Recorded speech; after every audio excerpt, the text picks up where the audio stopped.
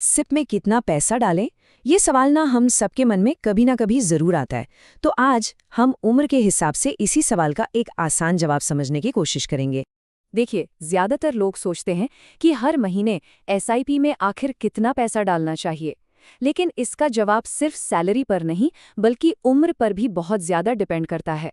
और पता है, बड़े बड़े फाइनेंशियल एक्सपर्ट्स भी यही कहते हैं कि इन्वेस्टमेंट का जो सही फॉर्मूला है ना, वो उम्र के साथ बदलता रहता है। मतलब जो स्ट्रैटेजी एक 25 साल के नौजवान के लिए काम करेगी, वो 55 साल के किसी व्यक्ति के लिए बिल्कुल नहीं करेगी। ठीक है, तो चलिए अब इसको जरा गहराई से समझते हैं। सबसे पहले बात करते हैं 20s की, मतलब 25 से 30 साल की उम्र। इसे हम कह सकते हैं एग्रेसिव शुरुआत का दौर। एक्सपर्ट्स की माने तो इस उम्र में अपनी इनकम का करीब 35% तक एसआईपी में डालना चाहिए, और ये किसी भी एज ग्रुप के मुकाबले सबसे ज्यादा है। लेकिन इतना ज्यादा क्यों? इसकी सीधी सी वजह है, इस उम्र में जिम्मेदारियां कम होती हैं और सबसे बड़ा हथियार किसी के भी पास होता है वक्त। यहीं पर तो कंपाउंडिंग का जादू सबसे जबरदस्त काम करता है। तो गोल एकदम क्लियर है, तेजी से वेल्थ बनाना, और इसके लिए फोकस होता है इक्विटी म्यूचुअल फंड्स पर। चलिए अब 20s से आगे बढ़ते हैं और आते हैं 30s के दशक में, यानी 31 से 40 साल की उम्र। ये वो दौर है जब एक बैलेंस बनाना बहुत जरूरी हो जाता है। अब देखिए, 31 से 35 साल की उम्र के लिए एसआईपी का सुझाव थोड़ा कम होकर 25 से 30% हो जाता है। और ऐसा क्यों? क्योंकि जिंदगी के बड़े बड़े फैसले जैसे शादी या फिर अपना घर लेना अक्सर इसी दौरान होते हैं। तो 30s में आखिर बदलता क्या क्या है? देखिए, एक तरफ करियर में ग्रोथ होती है तो दूसरी तरफ खर्चे भी बढ़ जाते हैं। बच्चों की पढ़ाई की प्लानिंग शुरू हो जाती है। मतलब अब फोकस सिर्फ ग्रोथ पर नहीं रहता, बल्कि लॉन्ग टर्म सिक्योरिटी पर भी आ जाता है। और फिर 36 से 40 की उम्र तक आते आते जब घर की ईएमआई और बच्चों की स्कूल फीस जैसी जिम्मेदारियां और पक्की हो जाती हैं, तो एसआईपी को इनकम के 20 से 25% पर ले आना एक समझदारी भरा कदम माना जाता है। अब बात करते हैं 40s की, मतलब 41 से 50 साल की उम्र। ये वो पड़ाव है जब सिक्योरिटी पहली प्रायोरिटी बन जाती है। 41 से 45 साल की उम्र में एसआईपी का सुझाव और घटकर सिर्फ 20% रह जाता है। अब खेल पैसा बनाने से ज्यादा बनाए हुए पैसे को सुरक्षित रखने का हो जाता है। तो अब नया फोकस क्या है? देखिए, इस उम्र में ना रिस्क लेने की भूख वो स्वाभाविक रूप से कम हो जाती है। अब गोल एग्रेसिव ग्रोथ नहीं बल्कि स्टेबिलिटी होता है।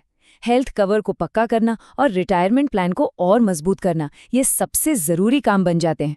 और जैसे जैसे रिटायरमेंट और पास आता है, मतलब 40 से 50 साल की उम्र में एसआईपी को और घटाकर 10 से 15% करने की सलाह दी जाती है। ये रिस्क को कम करने की तरफ एक और जरूरी कदम है। और अब हम आ गए हैं आखिरी पड़ाव पर, 50s और उसके बाद का समय, यानी 51 से 60 साल की उम्र, जो पूरी तरह से रिटायरमेंट की तैयारी का वक्त है। यहाँ देखिए, एसआईपी का परसेंटेज घटकर सिर्फ 10% रह गया है। ये साफ साफ दिखाता है कि अब नया पैसा जोड़ने से कहीं ज्यादा जरूरी है जो जमा किया है उसे संभाल कर रखना। तो आखिरी गोल क्या है? पहला, नए इन्वेस्टमेंट में कोई बड़ा रिस्क नहीं लेना। दूसरा, रिटायरमेंट के लिए जो पैसा जमा किया है उसे फाइनल शेप देना। और तीसरा, रिटायरमेंट के बाद एक रेगुलर इनकम का जुगाड़ करना। इसके लिए ना सिस्टमैटिक विड्रॉल प्लान यानी एसडब्ल्यूपी जैसे ऑप्शंस पर भी सोचा जाता है।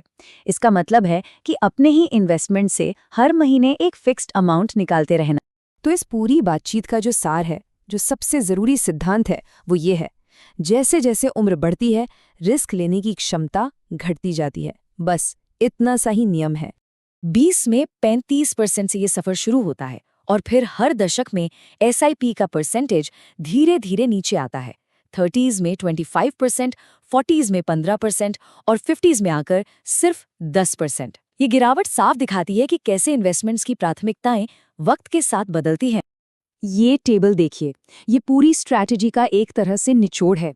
हर एज ब्रैकेट के लिए कितना एसआईपी परसेंट सही है और उसका मेन गोल क्या है, सब कुछ एक जगह पर।